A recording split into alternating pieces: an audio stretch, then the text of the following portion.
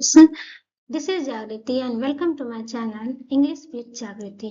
Class 12th में दो book हैं, फ्लेमिंगो और विस्टास। तो मैं आज फ्लेमिंगो के चैप्टर 1 द लास्ट लेसन को स्टार्ट करने जा रही हूँ। तो चलिए ऑथर्स के बारे में कुछ जान लें। इस चैप्टर के ऑथर्स का नाम है अल्फोंसे डॉडेट। Alphonse Daudet was a French novelist and a short story writer. The last lesson is set in the days of the Franco-Prussian War. ये जो अल्फोंसे डॉडेट थे वे फ्रेंच नोवेलिस्ट थे और शॉर्ट स्टोरी राइटर थे। द लास्ट लेसन का जो setup है वो उस समय हुआ था जब फ्रैंको और प्रशियन का वार चल रहा था, लगभग 1870 से 1871 ईस्वी के बीच में, in which France was defeated by Prussia, जिसमें फ्रांस प्रशिया से हार चुका था, led by Bismarck. Persia then consisted of what now are the nation of Germany, Poland and part of Australia. Persia जो था वो जर्मनी और पोलैंड और कुछ हिस्से के ऑस्ट्रेलिया का पार्ट था। In this story, the French districts of Alsace and Lorraine have passed into Persian hand. इस स्टोरी में फ्रेंच का जो जिला था, डिस्ट्रिक्ट था अल्सासे और लॉरेन, वो पर्सियन के हाथ में चला गया था, मतलब पर्सियन का अधिकार उस पर हो गया था। चलिए स्टार्ट करते हैं नीचे चैप्टर। ये कहानी जो है एक छोटे से बच्चे के स्कूल के लाइफ के बारे में बताया गया है कि और उस छोटे से बच्चे का नाम है फ्रेंच बोल रहा है यहाँ। I started for school very late that morning and was in great dread of her scolding, especially because M. Hamel had said that he would question us on participle. मैं स्कूल के लिए बहुत ही late से तैयार हो रहा था, क्योंकि ड्रेड का मतलब यहाँ होता है फियर। मैं डरा हुआ था क्योंकि एम हेमेल जो उसके टीचर थे वे पार्टिसिपल से कुछ क्वेश्चन पूछने वाले थे, and I did not know the first word about them, और मैं पार्टिसिपल का एक वर्ड भी नहीं जानता था। ये कौन बोल रहा है? ये फ्रेंच बोल रहा है। For a moment, I thought of running away and spending the day out of door. कुछ समय के लिए मैंने ऐसा सोचा कि मैं अपना समय जो है वो बाहर ही बिताता हूँ, स्कूल ना जाकर। It was so warm, so bright. The birds were chirping at the edge of the woods. ये जो बाहर का जो दिन था वो बहुत ही गर्म था और चिड़िया अपने पेड़ों के डालों पर चहचहा रही थी। And in the open field back of the sawmill the Persian soldiers were drilled. और मैंने देखा कि एक ओपन फील्ड में सॉमिल नाम के जगह में पर्सियन सोल्जर जो थे वे अपनी प्रैक्टिस कर रहे थे पैरेड्स की। It was all much more tempting than the rule of participle. Tempting का मतलब होता है अट्रैक्टिंग। यह सब जो नज़ारा था वो बहुत ज़्यादा अट्रैक्टिंग था पार्टिसिपल के क्वेश्चन को, रूल्स को याद करने की जगह। But I had the strength to resist and hurried off to school, पर मुझे स्कूल जल्दी पहुंचना था। When I passed the town hall, there was a crowd in front of the bulletin board. जब मैं टाउन हॉल के पास से गुजर रहा था तो मैंने देखा कि एक बुलेटिन बोर्ड यानी एक नोटिस बोर्ड पर बहुत सारी भीड़ इकट्ठा है। For the last 2 years, all our bad news had come from there. पिछले 2 सालों में जितने भी बुरी खबर थे उस बुलेटिन बोर्ड पे लगते थे, जैसे the lost battles, the draft, the orders of commanding officer, and I thought to myself without stopping what can be the matter now. और मैं बिना रुके सोच रहा था कि आखिर ऐसा कौन सा मैटर हो सकता है। Then, as I hurried by as fast as I could go, the blacksmith watcher who was there with his apprentice reading the bulletin called after me, "Don't go so fast." Apprentice का मतलब होता है servant और blacksmith का मतलब होता है लोहार। मैं जल्द से जल्द वहां पहुंचने की कोशिश किया तो मैंने यह देखा कि जो लोहार था जिसका नाम था वॉचर, वह अपने असिस्टेंट्स सर्वेंट के साथ वहां खड़े होकर बुलेटिन बोर्ड पर न्यूज को पढ़ रहा था। और उसने मुझसे कहा, डोंट गो सो फास्ट, मतलब इतना जल्दी मत जाओ।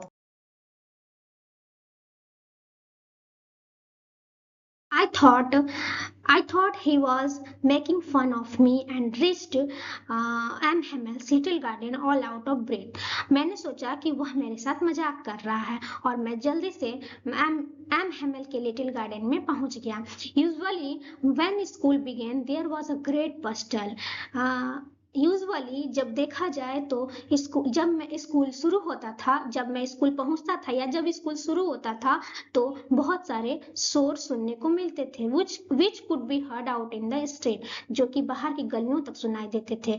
The opening and the closing of desk, bench के डेस्क के घसकने के, इधर उधर घसकने के आवाज सुनाई देता था.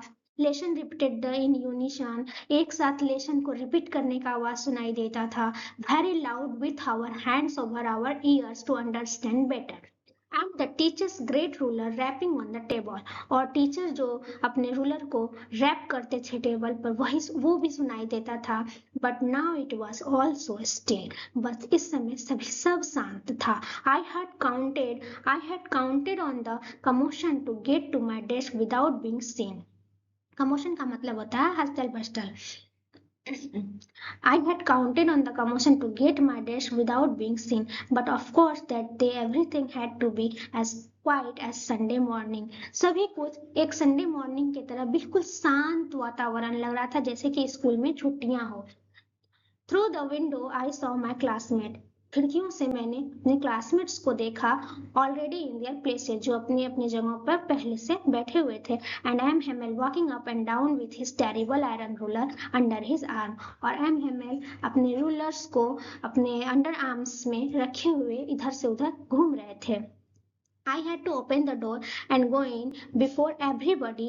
You can imagine how I blushed and how I frightened I was.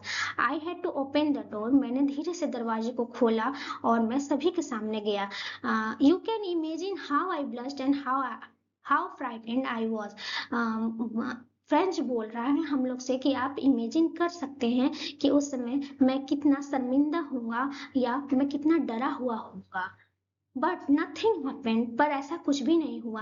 M Hemal saw me, M Hemal ने मुझे देखा एंड सेड वेरी काइंडली, और बहुत काइंडली कहा मुझसे, go to your place quickly, जल्दी से अपनी जगह पर जाओ. लिटिल फ्रेंड्स, प्यारे friends, we were beginning without you, हम लोग इस लेसन को तुम्हारे बिना ही शुरू करने वाले थे.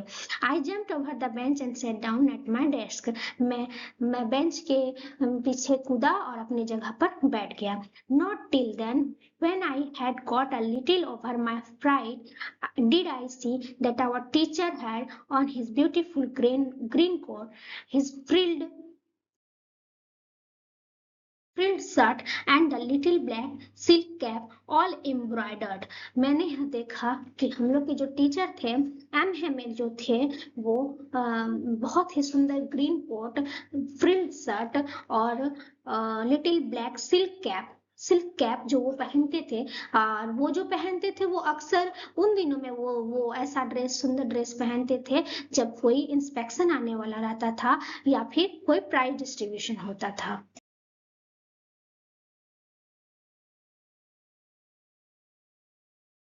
Beside the whole school seemed so strange and solemn. पूरा स्कूल शांत और सिंसियर दिखाई दे रहा था. But the thing that surprised me most was to see on the back benches that were always empty, the village people sitting quietly like ourselves. पर इन सब में सबसे आश्चर्य करने वाला बात यह था कि बैक बेंच जो हमेशा खाली रहता था, वहां पर गांव के कुछ लोग बैठे हुए थे, हम ही लोग की तरह. Old Hauser with his three concerned had the former mayor, the former postmaster and several other besides. Old mayor बैठा हुआ था, फॉर्मर मेयर बैठे थे, फॉर्मर पोस्टमास्टर बैठे थे और भी ग्रामीण बैठे हुए थे. Everybody looked sad and Hauser had brought an old primer. सभी लोग दुखी दिख रहे थे. He held it open on his knees with his great spectacles lying across the pages. और जो ओल्ड हाउसर था वो अपने पैरों पर बुक को रखकर लाइन बाय लाइन पढ़ रहा था। While I was wondering about it all, M. Hamel mounted his chair and in the same grave and gentle tone which he had used to me said, "My children, this is the last lesson." मैं बहुत आश्चर्यचकित यह मैं बहुत आश्चर्यचकित था यह सब देखकर।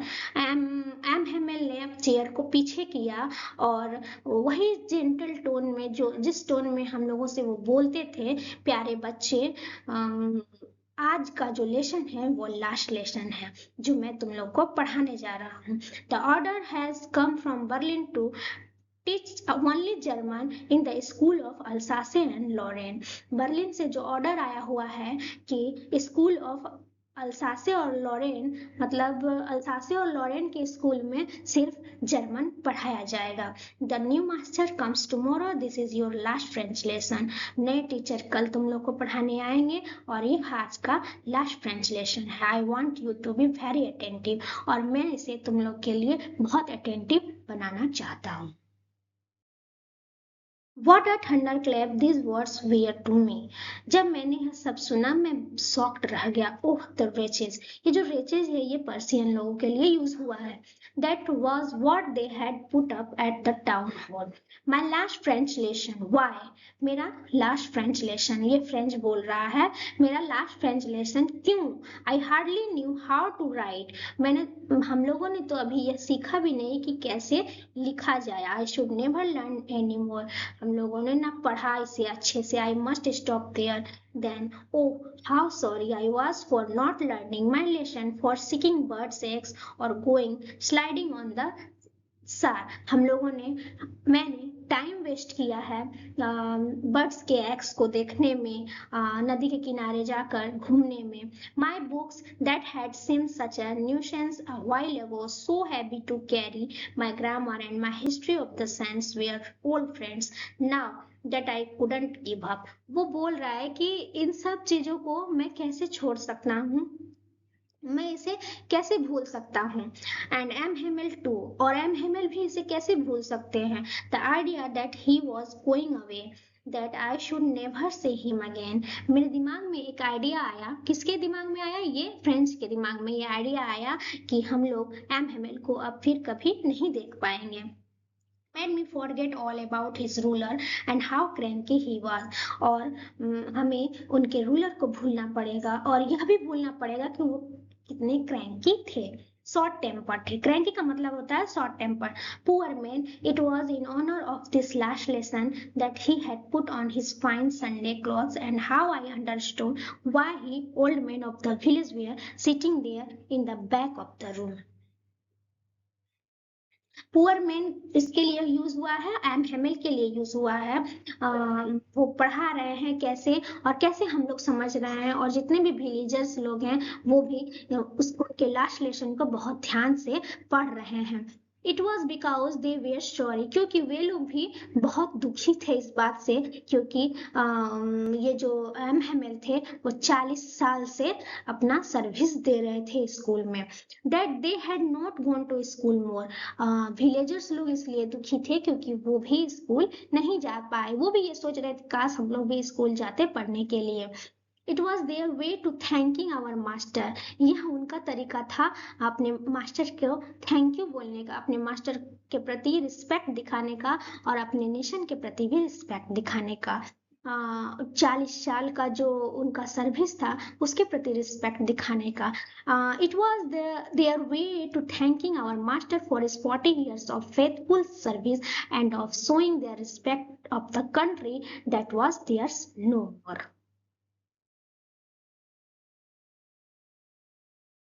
While I was thinking of all this, I heard my name called. It was my turn to recite. यह सब जब मैं सोच रहा था तभी मेरा नाम पुकारा गया। अब मेरी बारी थी पार्टिसिपल के बारे में कुछ बोलने का। What would I not have given to able to say that dreadful rule for the participle all through? Very loud and clearly and without one mistake. मैंने बहुत कोशिश की कि बिना किसी मिस्टेक के मैं पार्टिसिपल को अच्छे से समझा पाऊं। But I got mixed up on the first words and stood there. पर मैंने पहले ही लाइन में सब मिक्सड अप कर दिया और मैं वहां खड़ा रहा।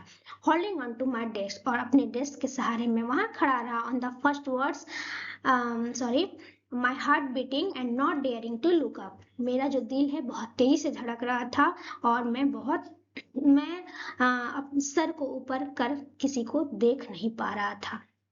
आई हर्ड एम हेमल से टू मी, मैंने सुना एम हेमल ने मुझसे कहा, आई वॉन्ट स्कोल्ड यू, मैं तुम्हें पनिशमेंट नहीं दूंगा, मैं तुम्हें डांटूंगा नहीं। लिटिल फ्रेंड्स, प्यारे friends, you must feel bad enough, तुम भी बहुत बुरा महसूस कर रहे हो। सी हाउ इट इज, देखो ये क्या हो गया। Every day we have said to ourselves I have plenty of time, हर दिन हम अपने आप से यह बोलते हैं कि हमारे पास तो बहुत समय है। I will learn it tomorrow, हम इसे कल याद कर लेंगे। And now you see where we have come out, और अब तुम इसे देखो कि हम कहाँ आ गए हैं। That's the great trouble with Alsace, और यह बहुत कठिन भरा समय है अल्सासे के लोगों के लिए। She puts off learning till tomorrow, क्योंकि वह यह अपने अपने हर काम को कल पर छोड़ देते हैं। Now this for fellows out there will learning till tomorrow, now these fellows out there will have the right to say to you, how is it you pretend to be Frenchman। German लोग यह सोचते होंगे कि हम लोग अपने आप को फ्रेंचमैन कहते हैं, and yet you can neither speak nor right your own language, और हम लोग अपनी भाषाओं को ना बोल पाते हैं और ना लिख पाते हैं, यह कितनी शर्म की बात है। But you are not the worst, पर इसमें तुम्हारी कोई गलती नहीं है। Poor little friends, we have all a great deal to reproach our self with, ये गलती सिर्फ तुम्हारी नहीं है, ये गलती हमारी भी है। Your parents they are not anxious enough to have you learn, तुम्हारे पेरेंट्स इसके प्रति सचेत नहीं थे कि तुम्हें वो स्कूल भेजे पढ़ने के लिए। They prefer to put you to work on a farm और एट द मिल्स, वे चाहते थे तुमसे फार्म में, खेतों में काम कराना और मिल में काम कराना। क्यों कराना चाहते थे? So as to have a little more money, चंद पैसों के लिए। And I have been to blame also, और मैं अपने आप को भी ब्लेम कर रहा हूँ, कोस रहा हूँ। Have I not often sent you to water my flowers, कि मैं भी अपने फ्लावर्स को पानी देने नहीं गया होता। And when I wanted to go fishing, और जब मैं फिशिंग करने के लिए, मछली पकड़ने के लिए जाता था, तो तुम लोगों को छुट्टी ना दी होती। And did I not just give you a holiday? Then from one thing to another, M. Hamel went to talk of the French language, saying that it was the most beautiful language in the world.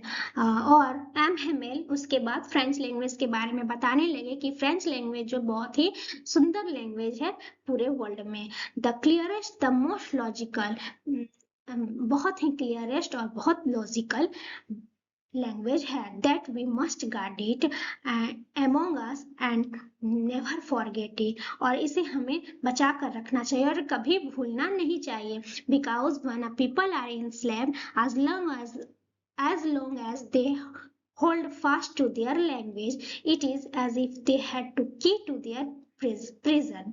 अगर कोई people गुलाम है, किसी का गुलाम है, तो उस गुलामी से आजादी के लिए ये जो लैंग्वेज है, फ्रेंच लैंग्वेज, ये या फिर अपना जो लैंग्वेज होता है, वो ही उसका चाबी होता है आजाद होने के लिए।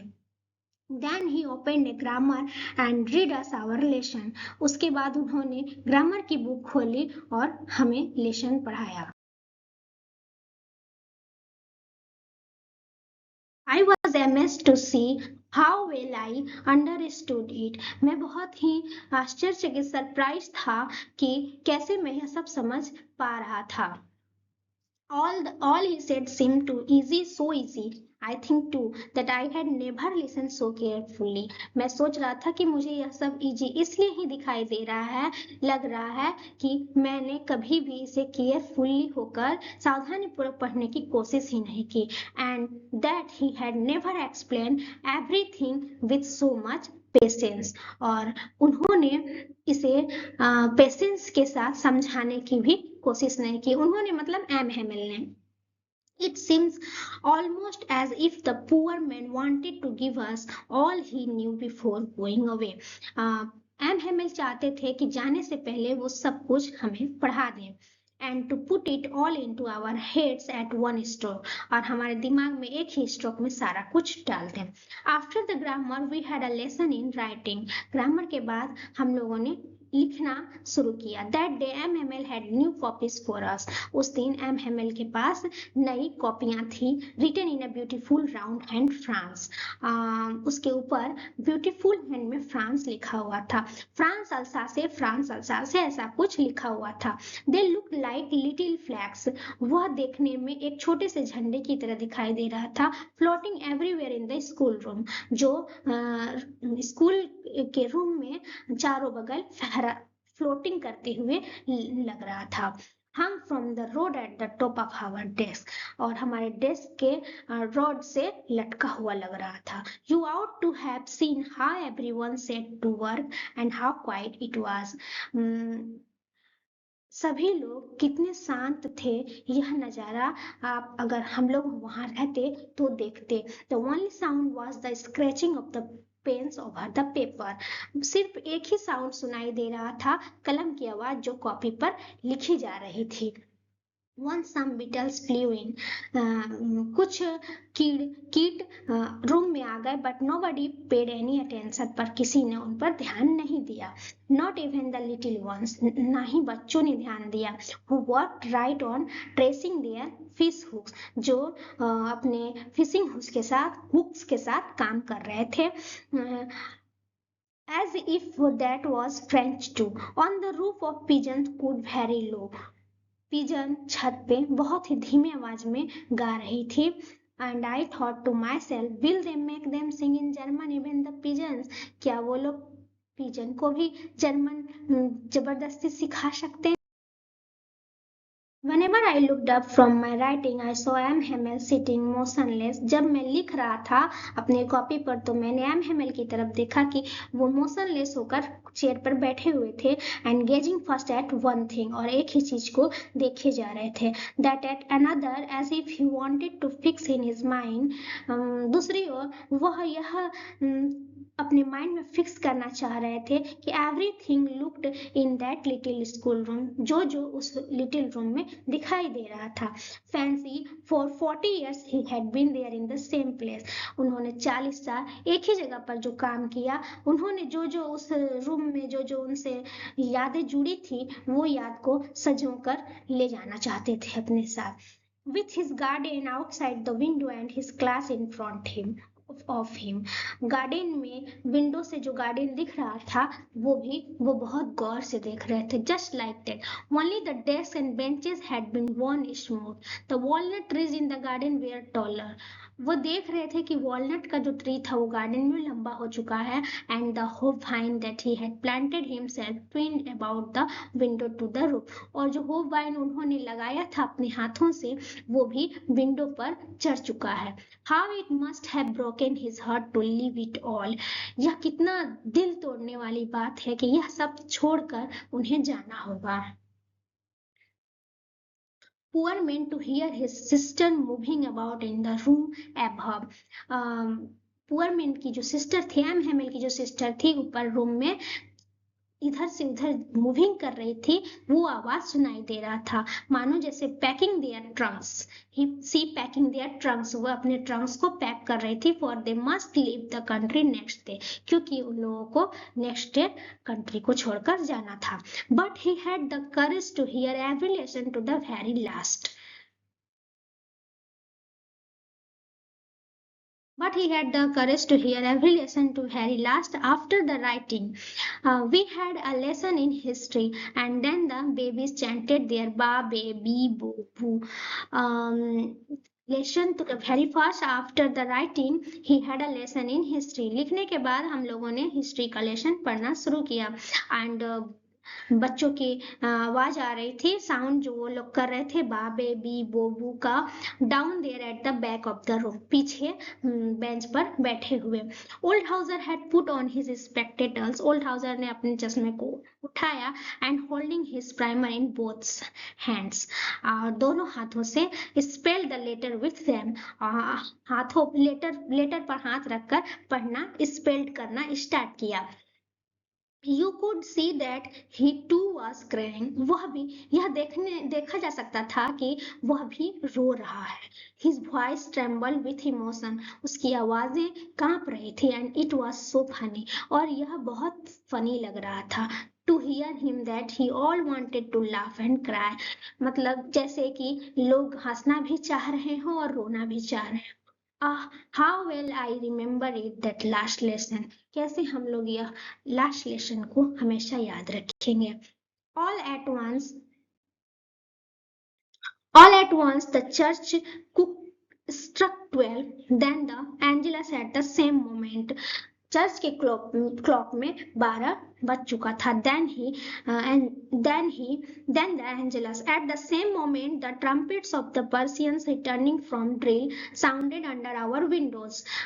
उसी समय पर्सियन का जो सोल्जर था वो अपनी प्रैक्टिस से वापस आ रहा था, जो हमें खिड़की से सुनाई दे रहा था. एमहेमेल स्टूड अप. एमहेमेल खड़े हो गए. Very pail in his chair. I never saw him look so tall. बहुत ही दुखी भाव से वो खड़े हो गए. वैसा उतना दुखी हमने उन्हें कभी पहले नहीं देखा था. My friend said he. उन्होंने कहा. I. But something choked him. He could not go on. वो कुछ कहना चाहे पर वह मैं कहकर उनकी आवाज थरथराने लगी और वो कुछ बोल ना सके आगे. Then he turned to the blackboard. और वो ब्लैकबोर्ड की तरफ घूमे. Took a piece of chalk और एक चौक का टुकड़ा उठाए. And bearing on with all his might, he wrote as large as he could. और जितनी ताकत हो सके, जितना ही दम हो सके, वो कुछ ब्लैकबोर्ड पर लिखा. उन्होंने क्या लिखा? वाइवा ला फ्रांस. मतलब फ्रांस अमर रहे. Then he stopped and leaned his head. Then he stopped and leaned his head against the wall. और वह रुके और अपने सर को दीवार के सहारे रख दिया. And बिना कुछ कहे he made a gesture to us with his hand. School is dismissed, you may go. और उन्होंने कहा स्कूल खत्म हो चुकी, आप लोग जा सकते हैं. तो आज की क्लास में बस इतना ही. आगे मैं आपको प्रीवियस ईयर क्वेश्चन कराऊंगी नेक्स्ट क्लास में.